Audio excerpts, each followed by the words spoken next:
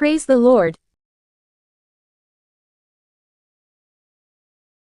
నోవహు తన కుటుంబంతో పాటు ఓడ నుండి బయటకు వచ్చిన తర్వాత చేసిన మొట్టమొదటి పని ఏమిటో మీకు తెలుసా?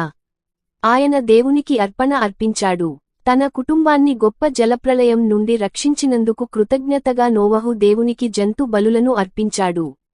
ఆ అర్పణను చూసి యెహోవా ఆనందించాడా? అవును, ఆనందించాడు.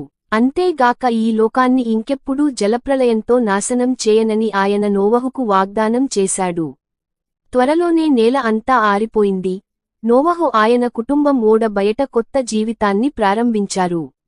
దేవుడు వారిని ఆశీర్వదించి, మీరు ఎక్కువ మంది పిల్లలను కని, భూమి అంతటా ప్రజలు నివసించేంత వరకు మీ సంతానాన్ని అభివృద్ధిపరచండి అని వారితో చెప్పాడు. కాని ఆ తర్వాత ప్రజలు గొప్ప జలప్రళయం గురించి విన్నప్పుడు, మళ్ళీ అలాంటి జలప్రళయం వస్తుందేమోనని భయపడవచ్చు. అందుకే దేవుడు భూమంతటిపైకి అలాంటి జలప్రళయాన్ని మళ్లీ తీసుకురాను అని తను చేసిన ప్రమాణాన్ని ప్రజలకు జ్ఞాపకం చేసేందుకు ఒక ఏర్పాటు చేశాడు. ఆయన ఏమి ఏర్పాటు చేశాడో మీకు తెలుసా? వర్షధనుస్సును ఏర్పాటు చేశాడు.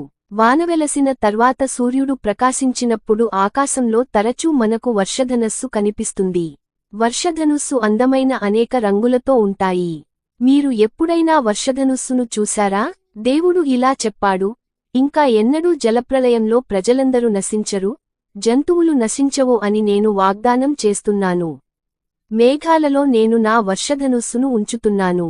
వర్షధనుస్సు కనిపించినప్పుడు దానిని చూసి నేను నా వాగ్దానాన్ని జ్ఞాపకం చేసుకుంటాను. మీరు వర్షధనుస్సును చూసినప్పుడు దేనిని జ్ఞాపకం చేసుకోవాలి? దేవుడు ఇక ఎన్నడూ లోకాన్ని గొప్ప జలప్రళయంతో నాశనం చేయడు అనే విషయాన్ని జ్ఞాపకం చేసుకోవాలి.